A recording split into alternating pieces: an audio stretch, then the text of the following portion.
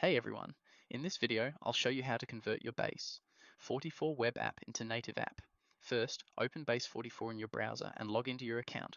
Build your web app the same way you normally do. Add your pages, buttons and links until everything functions the way you want. When you're finished, click the preview or publish button to confirm that your app works properly in the browser. Next, click on share and then look at the address bar at the top. Copy the full web link of your published Base44 app. This link is important because it's what we'll use to turn your web app into a native one. Now open a new tab and go to the App My Web website. On the home page, click on the plus sign button. Paste the link of your Base44 web app into the box that asks for your website URL.